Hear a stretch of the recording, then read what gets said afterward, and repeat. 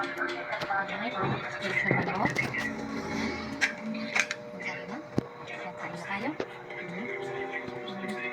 Ayan mga day, ulam namin yan kagabi mga day. Sobra mga day ba? Kasi hindi ako naghapunan mga day. Tapos marami pang sobra. Kaya yan, i-almusal natin mga day.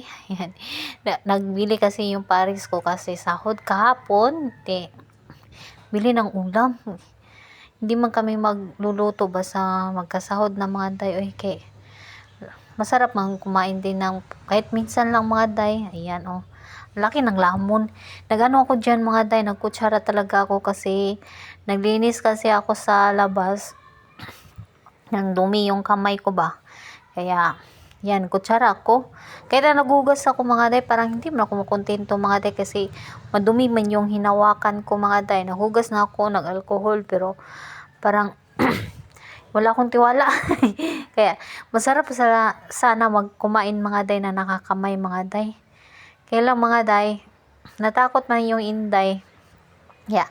Kutsarahin natin. Yan, ang ulam namin ay lechon manok. Maingay kasi mga day, kaya mag voice over na lang ni mga day. Paano kasi, hindi man natin mautusan na hinaan yung ano mga day, balita mga day ba. Yan, hindi naman pwede mga day, mag video tayo. Tapos, iano natin yung mga ginagawa nila or pinakikinggan nila. Magagalit man mga day. Yan.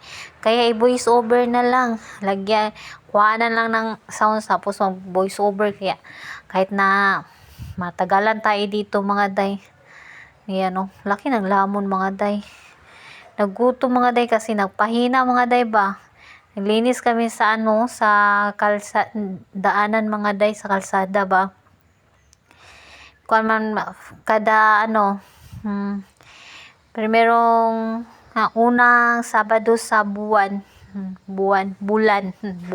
Ay, basta yun na yun. Yan. Tapos, nagkaukaw man ako sa mga madumi mga day. Kaya, kahit na nanghugas na ako dyan, nag-alcohol, pero, parang gusto ko pa rin mga day, kutsara mga day. Kahit gusto ko magkamay mga day kasi mas masarap kumain mga nakakamay. Pero naalala ko man yung nahawakan ko mga day. Nadumi. Kaya kutsarahin na lang natin.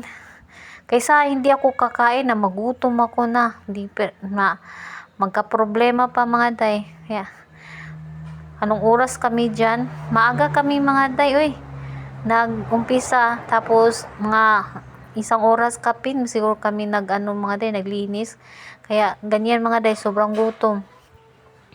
Nagutom talaga na. Tapos meeting pa dyan, pero hindi na ako mga day. Okay.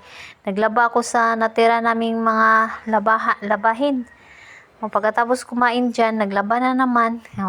Ganyan kasipag yung inahan. Ayan, dinigyan ako ng anak ko ng sa wings mga day ba. Paborito ko yan mga day.